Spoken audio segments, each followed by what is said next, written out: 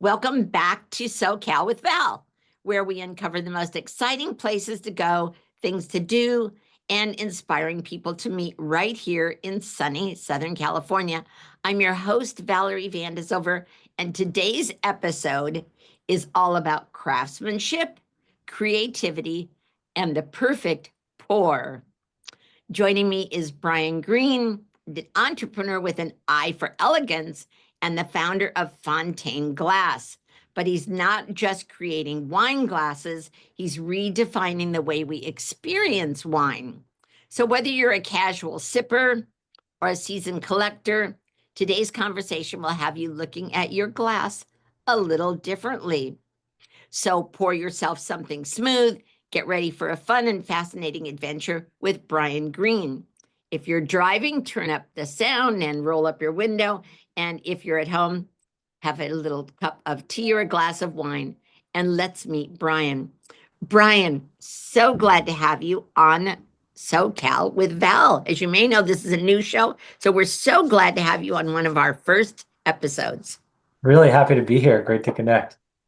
And tell me, and we'll tell the audience and the viewers that you were referred to us by Kyle Meyer, who was our first guest with the Wine Exchange. And he said, if you're going to have this kind of a show, you need to have Bryan. So we're glad, especially glad you're here. So let's start from the beginning. Tell us a little about you. Like, who's Bryan Green? Sure. So, born and raised in Los Angeles, one of those unicorns that never left. Everybody that I meet seems to have come here at a later age or left at some point and maybe come back. But I was born and raised in Los Angeles, went to school down in Orange County for a little bit, and then came back to Los Angeles. So, been in Southern California my entire life. Love the sunshine and the weather and the people. So never saw a reason to leave, really. And so for me, yeah, spent the time all the way down here. And then this business story really started for me all the way back in college. Really? That And was where did you go to college? I went to school at Chapman Orange in Orange. Oh, sure. You happen to be right down the street from where we are. We're in Tustin. Oh, fantastic. It's such a great area, and that downtown area is It really is. nice, Old Town Orange, and there's so Absolutely. many great spots. So you were in college, and tell us what happened there. Yeah, so you know, I was raised with parents that really like to cook, that had, a taste for the finer things in the cuisine world. Not too much into wine though, or spirits. That really happened when I got into college.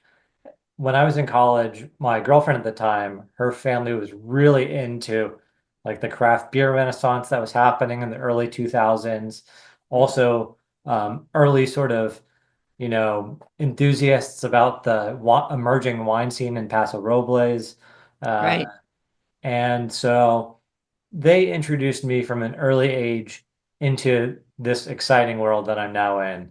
And was really fortunate that even though I was young, they didn't really look upon it as being as like something that should be like hidden. I think, even though we were in Southern California, I think they took the more uh, European approach, shall we say, uh, to drinking, where it's something to be enjoyed over time, to be enjoyed with family and friends, and that there's detail and it's really a way to gather around. And so they sort of instilled that into me at an early age. And also, I got to, drink some really incredible things from an early age. So while everybody else was in college, drinking Bud Light, I was Yeah. drinking craft beer. And for me, that was, just a night and day difference, really. It really, set a foundation for my hobbies and interests that would come after. And so I think I was really lucky that way, right? Because, for most kids in college, it's just cheap beer that you buy at the liquor store, Yeah. and the quality doesn't really matter. It's just about price and how cheap you can get it and how quick you can drink it, right? Yeah. So uh, Absolutely. from an Absolutely. early So, age, yeah, okay. it So when was. you say, So, and actually, now here in Orange County and throughout Southern California, there's a lot more breweries, right? So beer Yeah, in its own right has become more than, a college beverage or definitely. football beverage or a baseball beverage, right?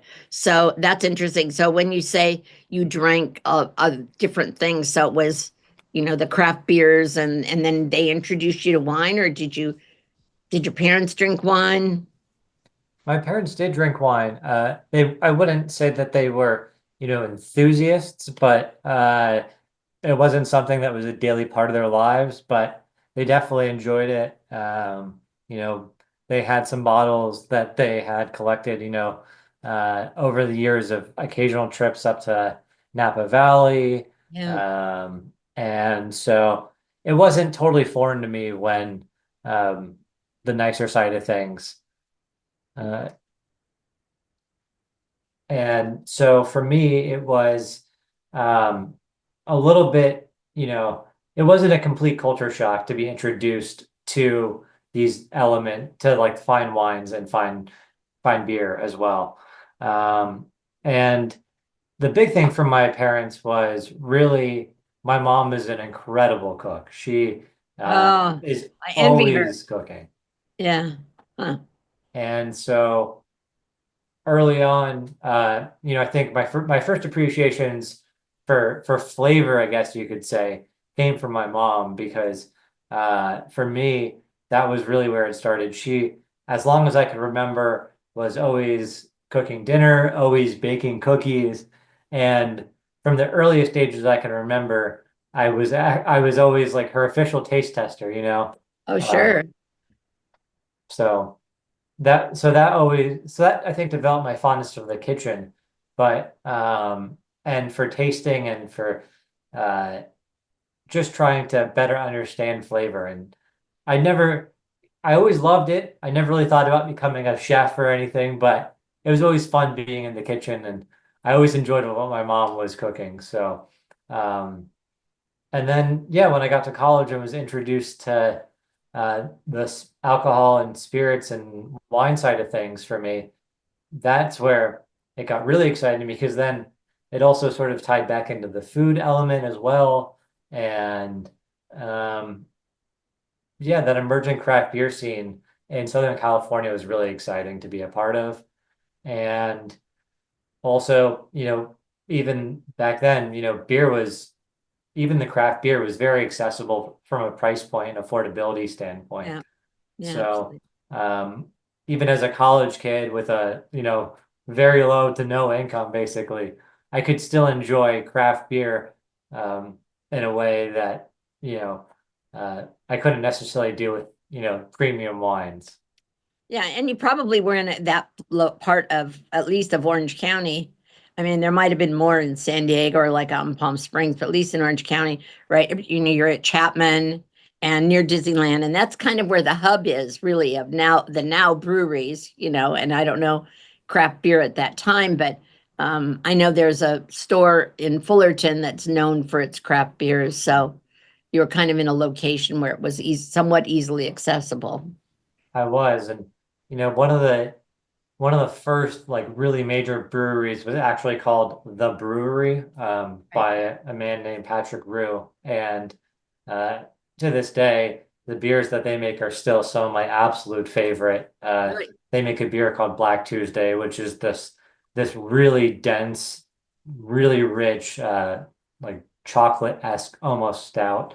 And it's just this really spectacular beer. They only release it once a year, a very special experience. And I think that was the first beer that really just was a whole nother world or a whole nother experience, even beyond just realizing what craft beer could be. It was, sort of a stratospheric jump, shall we say.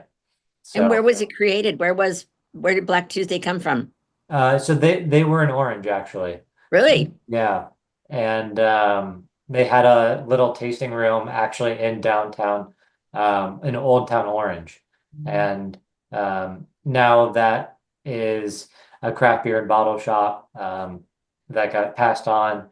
But the brewery's still around. and they're still making Black Tuesday. And yeah, almost 2 decades later, it's still one of my favorite beers. So And if is it that primarily where it's sold? it's, it's sold all throughout Southern California now. Distribution, I think, for craft beer has just improved a lot. Before, it used to only be available in Old Town Orange, basically, at the brewery itself. Now it's, pretty accessible. I don't know how far out of state you can get it, but if you're in California, it's definitely um, available. Well, Brian, let's go right to what your claim to fame is really right now, which is your glasses. So tell me, let's start from the beginning though. What inspired you to create Fontaine Glass? Was there like an aha moment or So for tell us about me, that? that was going back to that college experience. Um, that family was also really into spirits, and so um, as much as I loved craft beer and as much as I loved wine, it was really that first taste of single malt scotch that got me really, really excited. And so that was my biggest passion on that side. And for me, I, always was buying bottles because, 2 decades ago it was a lot cheaper than it was now. Yeah. But always just trying to discover, the best spirits that were available. And then after I got out of college and got a job and had some income and, every once in a while would, treat myself to a really nice meal, I got to experience, some of these really high quality Michelin level restaurants, right? And a big part of these Michelin level restaurants isn't just the food, it's the service, it's the tableware, it's the setting. And so some of these Michelin level restaurants had really beautiful European made stemware for wine. And, my dad was in the jewelry business. So I guess I had an appreciation for, the finer, more elegant jewelry-esque sort of things. And glassware was definitely something that caught my eye. And so when I got to see this really fine European stemware, for me, it was like I had never seen anything like this before. And it was so elegant and so lightweight. And it treated the wine with such respect, and the aromatics of the wine just really blossomed in these glasses. And so for me, it was always a thought in the back of my head, well, why does this glass not exist for whiskey and spirits, right? Oh, Um, and people spend as much money on single malt scotch, on whiskey as they do on wine. Bottles are just as expensive. They can be hundreds or yeah, thousands of dollars. And sure. so, and the people that drink them have just as much sophistication and taste as wine drinkers as well. So, That's true. um, honestly, for as long as I can basically remember, I had been sort of looking for that glass, for that wine, European craftsmanship in a whiskey glass. And I looked and I looked and I looked and looked for, yeah, almost 2 decades and couldn't find it, which is, really incredible in this day and age, right? How often do you need something or think of something and you just do a quick Google for this product, and And all you it's need to do there. is go to Amazon and something's there, right? Sure, absolutely. So uh, for a product to not exist in this day and age is really almost insane, right? It's Yeah, you it's true. know, in some variation, there seems to be a product for everything. But this product didn't exist. So, it was always in the back of my head, well, if it doesn't exist, maybe it's something that I can make, maybe it's something that um, I can do for myself. And it always just percolated and was just kind of sitting there in the back of my head. But I didn't really know what to do to do with that because um, I I like craftsmanship. I like tinkering. From a young age, I was a big fan of Legos and kinetics and was always like to build things. Um, Now as an adult, I have some furniture in my apartment that I've built myself. So Oh, that's um, impressive. it's a fun hobby, right? And w working with wood is or metal is uh, you can it's something that you can go into as an amateur, let's say, right? Sure. Yes, You that's can bang away at metal, you can hammer and nail some wood together. And certainly as an amateur, the quality of the product may not be great, but you could build something functional. Um, that's not really not the case with glassware. no, no, no. No, and we're going to save some of my questions as we get into this a little bit later, but um, let me ask you, so what was your degree? What was your area of study? It was actually in marketing and advertising. Well, so you've carried that over into your current career, Certainly, right? yeah. You've done that part. Yeah. This job would be very hard without the advertising background that I've had. Well, so that leads me to this. So you've been known as an entrepreneur extraordinaire, marketer extraordinaire. So have you always had a creative business mind, or did this come later in life? What was it that inspired you? I would say it's probably started with my dad. He had his own business. Uh, he worked in the jewelry world, so he was a sales representative for a bunch of different jewelry brands, Oh, and built his own. And then at one point had his own jewelry manufacturing and design business for a brief while. And then my dad started that. He, you know, left New York at almost at like 20 years old, and came out to California, not really knowing anybody, not really knowing what he was going to do, and found this career and started this path and built this sales and consulting business that he did for 45 years until he retired. oh So my goodness. um, and so that was really, I think, even before I was, old enough to sort of really process that, I think it definitely had an influence on me as I would also help him around the office as a kid and, you know, filing papers and all those things. So I think the business side definitely came from my dad and the creativity side, uh, I'm not 100% sure where that came from. My parents are creative, but they would probably say maybe a little bit more creative than they are. They don't really like tinkering around. Um, when it came to like house repairs, I'd be doing it when I was young. Oh, So is that right? Well, yeah. but in some ways, don't you think, I mean, your mom may not think of it as that way, but I think when you cook, you're creative. Oh, Right, 100%. because you have to make sure that the right ingredients go in and you want it to look good and you want, and this is like wine and spirits, you want it to look good, you want it to taste good, you want the appearance to be good. Of course. Yep, there's a guy in Costa Mesa who has a shop called Milkshakes, Modern Okay. Milkshakes. Have you been there? No, I I'll haven't. take Sounds it there, great but though. just so his milkshakes are a piece of art. You should go there. And every one of them is different. And his story was that he used to be a bartender and he always wanted things to taste good and look good, right? And that's where he got into doing that. So I think your mom deserves a little credit for being a creative person in her own right. You always want Certainly. everything to look good or nobody will eat it, right? Yeah.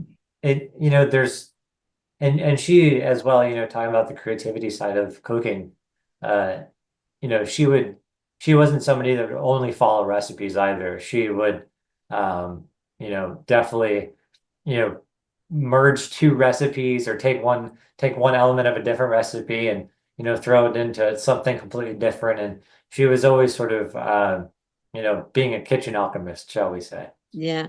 Yep. Well, there's a lot to be said for that. So before wine classes, did you do any selling? Did you work in any of your dad's businesses or work with him at all?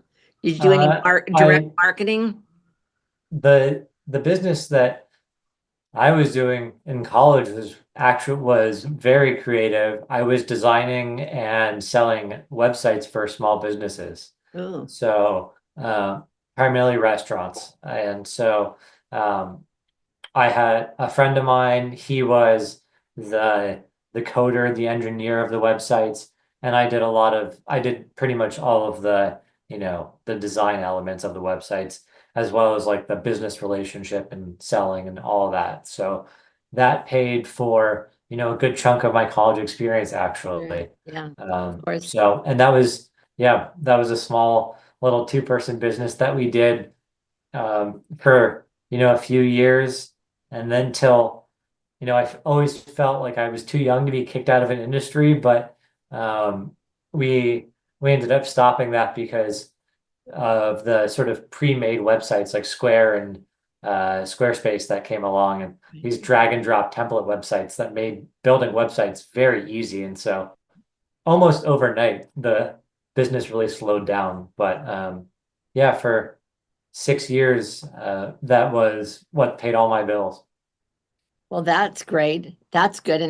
And knowing that marketing aspect certainly I'm sure has helped you as you've gone into the into this business. So I hate to ask this, but because I know that I shouldn't say I hate to ask it, but there's so much involved that I know we'll all want to know. What makes a Fontaine glass different than anything else? So you said something earlier about that you thought that you made a comment about how the glass itself expresses the wine or the spirit that's inside of it. Sure. So how is that true? And what is it that made you see that? I'm sure there are people who are watching and listening to this and saying, that's baloney. Glass is glass, right? So what is Sure. it really that makes the wine different based on the glass that it's in? Of course. So, I think I'll start with an analogy. And I think I would say that, wine and glassware is like an engine and the body of a car. Imagine if you took a Ferrari engine, a big, beautiful, V8 engine that is finely tuned by, the best, engine craftsman in the world. And then you put this beautiful engine, and if you theoretically put this engine into an old like Toyota Camry or something, Sure. it's misaligned. And the benefits of the engine, wouldn't necessarily be able to be maximized by the vehicle that it's in because of, the tires may be too small, the suspension may not be right. There's all these different elements. And so for wine, it's very similar where um, wine is a living, breathing thing. It's made with, you know, a ton of care and attention. And wine is something that um, really need as a living, breathing thing. It does need to aerate. Uh, it needs to relax. And so what happens is with glassware, if you take wine and you pour it into, um, you know, most regular glass that you might buy from like Bed Bath Beyond, for example, or a paper cup, or what's happening is there is a lot of diffusion that's happening in this wine. And so all of these aromatics are either being squeezed too tightly and you're not able to get the detail and it's kind of being choked in the glass. Or on the flip side, it's getting too much air and you're not getting any of this detail. So what a good glass will do is aerate the wine. Sometimes you'll see people pour wine into a decanter, or, even if you don't have a decanter at home, but maybe open a bottle of wine and don't finish that and go back to it the next day and find that it's actually better the next day. It's better the next day because it received air over the night and it allowed the wine to relax a little bit. And And this is kind of what's called when letting a wine breathe, isn't it? exactly, 100%. And so that's what a good glass will do. A good glass will have a balance between aeration and focus. Bryan, you mentioned earlier about the difference that you thought a glass makes to the wine. Is that really true? Now, I can understand if you're drinking out of a paper cup, it's not exactly as glass. But I'm sure we have listeners and viewers right now that are saying that's baloney. My wine tastes just fine, whatever glass I pour it in. So tell us a little bit. I'm sure you're going to say something about breathing, maybe is, but you used another analogy about the wine being held back in the glass or having too much air. Talk about that a little bit more. Sure. So the the difference a glass can make is definitely tangible. It's hard to tell unless you do it side by side. So what I would suggest is, you know, if you have different glassware at home, pour a little bit of your wine in different glassware. It doesn't need to be a wine glass. It could just be a different glass. But pour a little bit of wine into, whatever different glasses you have at home and just see how they smell differently. And you'll immediately tell a difference. Um, and so what I've and that's really what was the impetus for me with this glassware and how I started was I just went out and I just bought a ton of glassware, as much glassware as I could get my hands on, basically. Really? Exactly. And I would open a bottle of wine and I'd pour the same exact amount of wine across, five or six different glasses and smell and taste out of them. And it is honestly really, really miraculous what a difference it makes. And you might say, "Oh, well, you're somebody that's really into really into wine, really into fine wine. You've developed a taste for this over, 2 decades of drinking and, analyzing and really going into it as like in a really nerdy sort of way." But I've done tastings with people that, I would say are, not as into wine and spirits as I am. And they've come away just as amazed. And I'm not just talking about glassware that I make. There's there are definitely good glassware brands out there besides mine. So, I'm not just trying to pat myself on the back here, but there are remarkable differences in how those aromas come through. And some glasses will give you a lot more sort of fruit elements. And some glasses will give you more earthy elements. And it really depends on the style of glass and the style of wine. But there's a difference to be had, and it can be quite incredible. And it's very hard to describe without, you sitting here in person with me and me showing you, side by side. But it is an experiment that you can run at home. So I encourage all the listeners to, give it a shot. Well, we'll have to do that. Next time we'll have to do a tasting on here online. That would be great. So tell me in a simple way, what makes a Fontaine glass different from any other wine glass? Of course. So it's really about balance. It's about finding the right contrast between complexity and depth of flavor.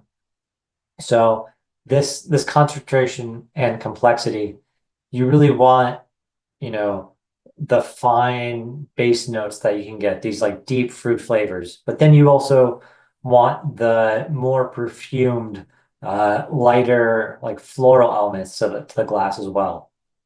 And so that's really what I was trying to achieve with this.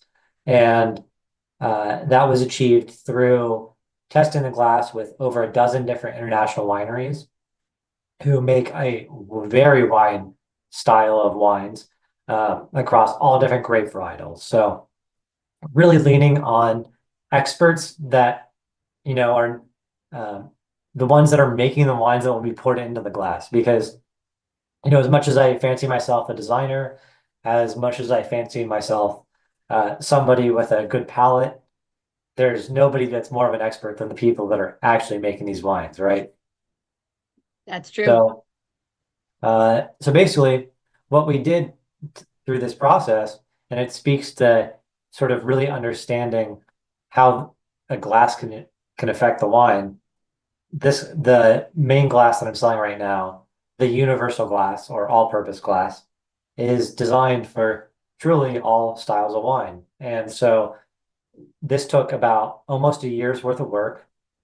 And we went through 5 different prototyping stages with, Kyle and the folks at Wine Exchange and all these other wineries. And in each round of prototyping, tested a specific element of the glass. So I have a glass here. Oh, please show us. So, Okay. so this is the glass. And during the prototyping stage, developed, first tested the width of the glass. So how wide does it need to be? Does it is it glass that's going to be really large, give off a lot of detail, or does it glass that's really narrow, concentrate everything? And so then the second stage was about the height of the glass, how much volume can fit inside it. And through each of these stages, fine-tuned all these prototypes through side-by-side testing. All the winemakers received a 20-question survey that said Wow, how I got that's these pretty impressive. wineries to, take time away from their full-time jobs and their craft, but goes to show you the enthusiasm that they had for this kind of experimentation. And Yeah, well, through that's this cool. fine tuning, So uh, tell us, so kind of walk us through the process. One day you say, I think I could do a better job of this. And not only that, because of who you are, you believed that the wine deserved a better glass, mhm, right? Isn't that fair to yeah, say? I a mean, little bit of hubris, but yes. yeah, sure. Because I think you were probably interested, from what you're saying, you're interested in designing the glass, but you also had a feeling that the wine wasn't getting its full representation in the Exactly. glasses, in most of them. So walk us through the process. Is it a science? Is it an art? Is it both? You decided to do this, and then walk us through. I there is some art to the design, to the initial shapes, to the initial design that you draw, but it really is science.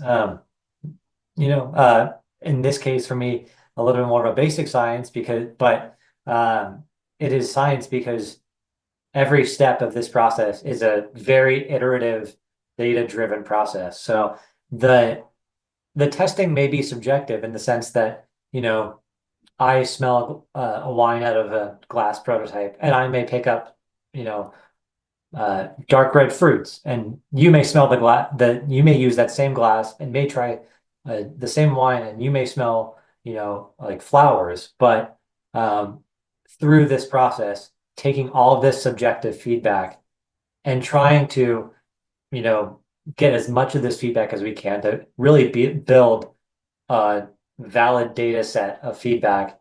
And then through each of these stages, really sort of drill down and make a better sort of understanding of what we like about each version of the glass along the way, and take the best elements of that design into the next design. So very, very much an iterative step-by-step process that I tried to take into as much of a scientific sort of process as I could.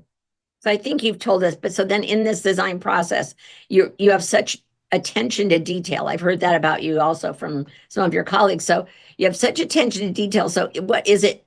Is the form versus function both equally important when you're designing a glass?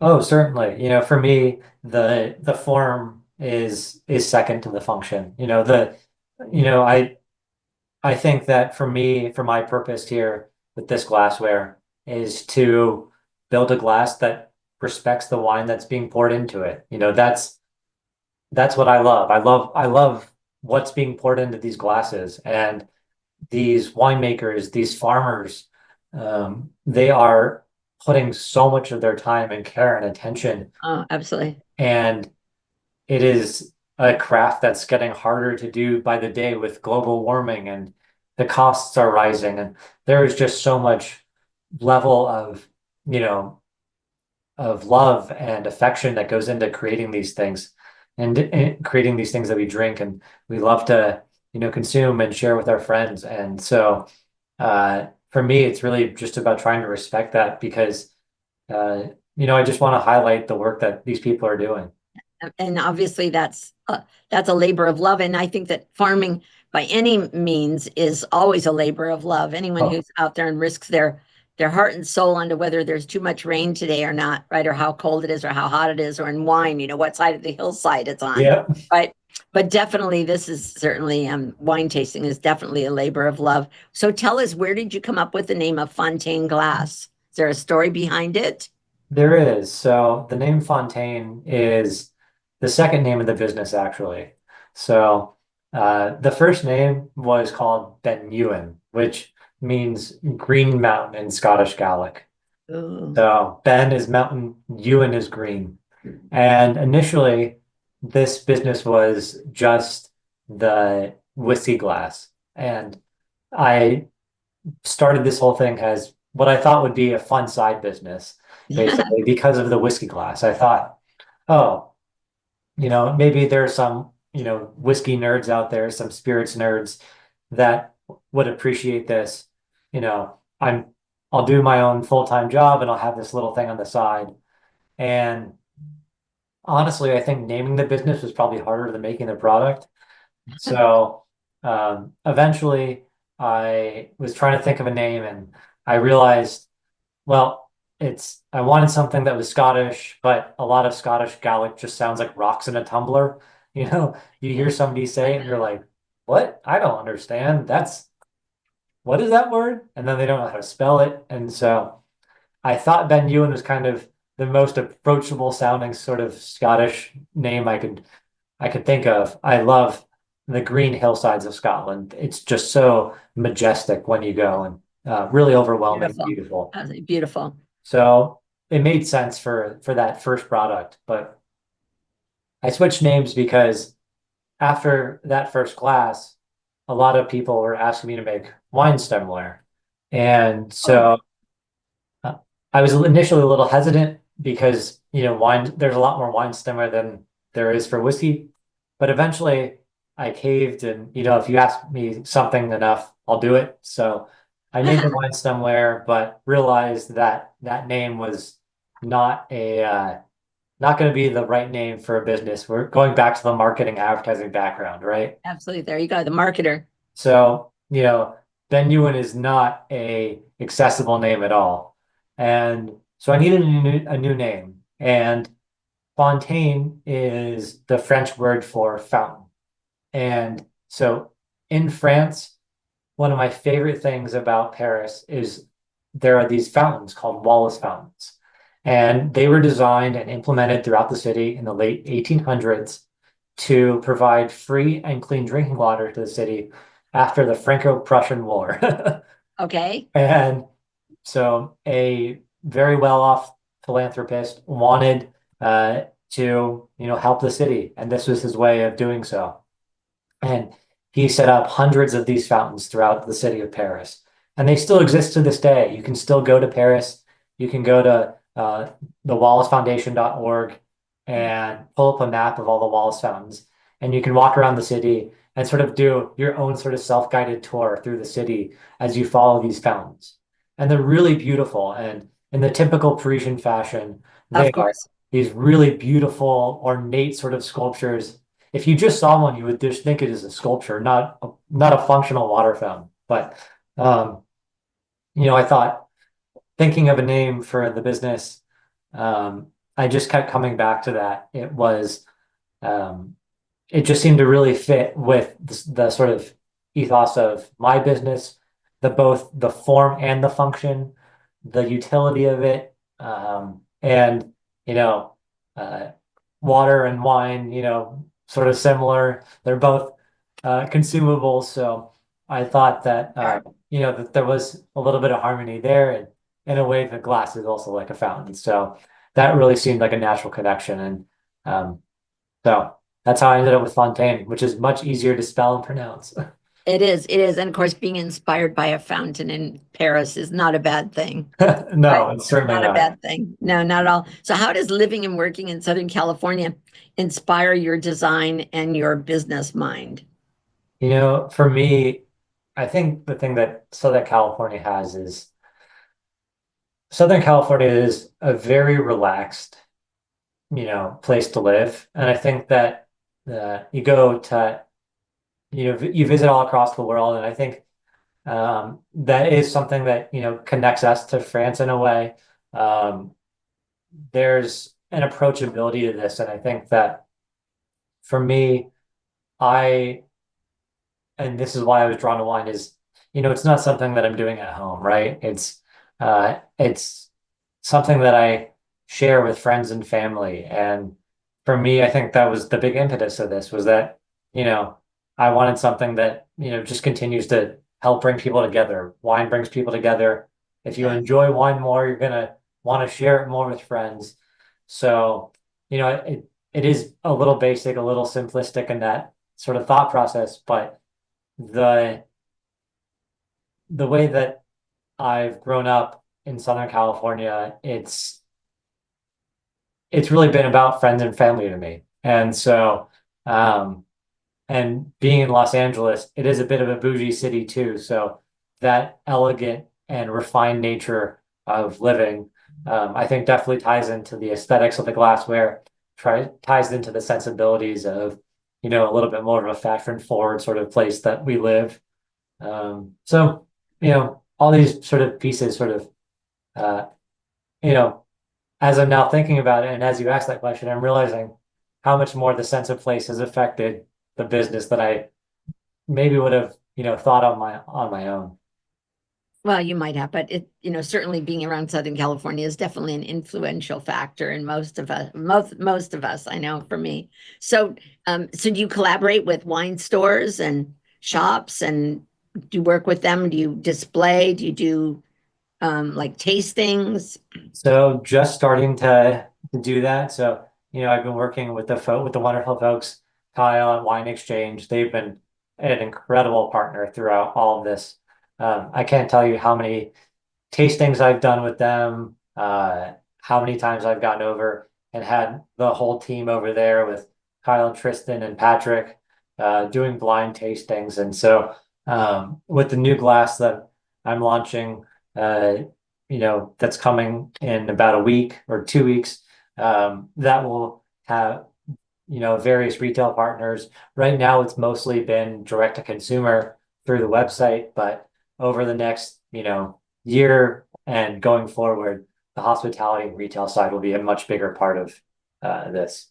So are you going to tell us about your new glass? So it's basically the same shape and design as the glass that I have right now, but it's just made in a new and exciting production method. So the current glass is made by hand, which allows the glass to be extremely lightweight and refined and elegant. And this new product is made by machine instead of by hand. But, most glassware is actually made by machine. But what's really exciting with this new product that I'm launching is that this glass is made with brand new technology that no one is using right now. So this machine-made glass will be able to produce something of quality that is much more similar to that of handmade. So it'll be the objectively the lightest and most refined glass that's machine made available today while also so it really is a extreme value is how I'm looking at it. It's the current handmade version of the glass is it is a premium product. It does come with a premium price tag, but this version of the glass is something that is accessible for everybody. It's half the price, uh, and will be more durable and completely dishwasher safe, which I know is important for home use too. So, yeah, a little bit more accessible for the everyday sort of use case. So what is there a specific kind of wine, a certain type that's better in your glasses? Is it a Cabernet? Is it a Pinot? Is it a Chardonnay? Well, that's really the beauty of the design is that it is a universal glass. It's designed honestly to fit whatever you love to drink out of it. It's going back to what I was saying earlier. It was designed with a dozen international wineries that produce all different styles of wine. So I had winemakers here in California in France and Italy and Germany and Spain and Australia all collaborate and so bring their expertise to this. So I feel really comfortable in saying that this glass is something that isn't just a pretty shape that, I sketched on a piece of paper and thought, oh, that looks nice, I think this would make a nice glass. It's actually something that's been tested and, through lots of rounds of prototyping and testing is truly a universal glass meant to enjoy whatever you love to drink. And that's what I was told by one of your colleagues at the wine exchange is that you like measured every little thing and every little section of the glass and every little element was really important to you and that you took so much interest and so much care into that, which I thought was really pretty interesting. Now, as you well know better than most of us, is that some lines of glassware, stemware, have a burgundy glass. Some of them have a white wine glass. Um, and is that important? Yours is a universal glass. So should anyone ever feel that because they don't have a burgundy or a Bordeaux or a Chardonnay glass that they're missing out on something? I think that there is a use case for those glasses. Those are what I would call enthusiast glasses. If you're really into those style of wines, a glass like that will definitely benefit. I'm actually working on prototypes right now for a Burgundy style glass and a Champagne style glass. Um, and people who love those style of wines tend to be, really into those style of wines. And so for that sort of use case, its specialist glass does go a long way. It does make a difference. Um, but, I would say for the, average consumer, for the person that, isn't looking to, isn't building out a collection of Burgundy wine in their home, then those glasses are certainly fun and exciting, but not a requirement for everyday enjoyment. You don't need to feel intimidated to get this whole spectrum of glassware to fit every single need. If uh, honestly, for other than a few use cases, one glass really will fill 90% of your needs. And for the typical wine drinker, I'm sure that that's true. For Yeah. some of us that, we love wine at our house and we like to have different wines, but I happen to have some wines actually glasses I was given as for awards. And so I have a big set of stemware, but otherwise I wouldn't if someone hadn't given them to me. So what's been your most exciting adventure, an unexpected adventure maybe in creating Fontaine Glass? Oh, I think it's just the travel I've done to the various wineries to meet with winemakers and to talk to them and learn about their winemaking and to do the blind tasting that I've been doing with them and for them to be a part of this journey. I recently was in Napa for about a week and a half and met some wineries and um, I just for me, not being in hospitality, not being in winemaking, for something, it's always been a hobby, but it was never my profession. And so to now be able to, be on the business side and to be able to build these relationships with incredible winemakers, Yeah. it honestly is just the biggest adventure for me because it's something that I have access to a level of knowledge and passionate professionals that I never could have imagined I would have had. And so I, you know, I came into this with, what I thought was a lot of knowledge about wine and quickly discovered that there's still so much to learn. And it's been, it's just been so exciting to really just bring the glasses to the wineries and to travel. I think it's really shaped and influenced the business and the product for the better. And it'll continue. So tell us, Brian, have you had any experiences with celebrities or um, any wild requests or any funny stories or anything that you would know? Uh, Nothing stands out at the moment, but I hope with where these glasses are taking me that, some of those celebrities will come calling.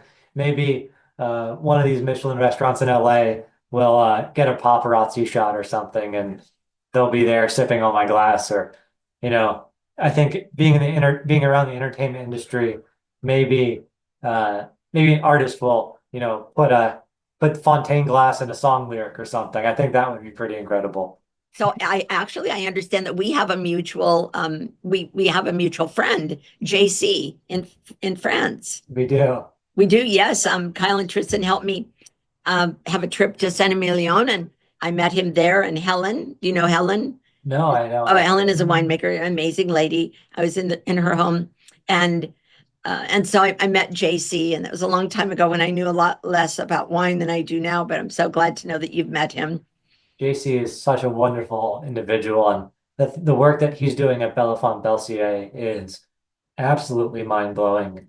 And those wines are scoring super high points, and they're still relatively under the radar, especially for Bordeaux. And so, and that estate is so gorgeous, as you know. It is. It is beautiful. It is just beautiful. So how do you stay motivated? Starting out from scratch and creating something and laying in bed and I think, oh, I hope somebody likes my idea. So how do you stay motivated with something so creative and so unusual? Uh, I think it just comes down to me being crazy, honestly. Well, I, that's usually what it is with those of us who are entrepreneurs. I think for me, um, I've always wanted to own my own business. It's always been something that I've been interested in. And, I think that it definitely comes with a lot of challenges, and it feels like running into or through a brick wall, a bunch. I kind of feel like the Kool-Aid man sometimes, except instead of a pitcher of Kool-Aid, it feels like a glass of wine. Yeah. But yeah, I think what got me into it is the craziness, and what gets me through it is just the passion that everybody else is putting into it. And from the winemakers to the partners that I'm working with to the people that are, ordering glasses and sending me feedback and saying, how much they're enjoying Yeah. the wine from their glass and how much of a difference it's made in their experience of elevating their favorite wines. Well, we're actually going to do an expo this weekend with seniors in a local area here, and we're going to put one of your glasses in the gift basket because that Wonderful. give you some exposure, and then we're probably going to have to take one or two home for us. We unfortunately are out of time. What an interesting conversation this has been. What a fantastic opportunity to meet someone like you with your not only your creative and entrepreneurial spirit, but in the line of work that you are. And certainly to be able to go home now and make this a great tasting weekend. And I'll make sure that I'm tasting from a Fontaine Glass. So a big thank you to Bryan Green for sharing his story, his vision, and his passion for details that elevate everyday moments that we might not other have thought about. If you love this episode, be sure to come back next Friday, every Friday afternoon at 4 o'clock. When you're thinking about what's coming up for the weekend, think of coming to SoCal with Val and Bryan. Take just a short couple seconds, a minute, and tell us where people can find you and where can they buy Fontaine Glass. Fontaine glassware is available at fontaineglass.com. Pretty straightforward. That's Fontaine glass.com. And all the products are available there, ready to order, and they'll ship in the next couple business days. So And I think they can buy them locally. If they're in this area, they can buy them at the Wine you Exchange. can buy them at Wine Exchange. So be sure to go in, and the guys at the Wine Exchange will help you find some nice wine that will do well in Fontaine glassware. Until next Friday afternoon at 4 o'clock, I'm Val with SoCal with Val. If you would like to feature your business or your company or what your adventure here in Southern California on our show, be sure to reach out. Thank you, Bryan Green. Everyone, have a great weekend and drink out of Fontaine Glass. Thank you. Bye bye.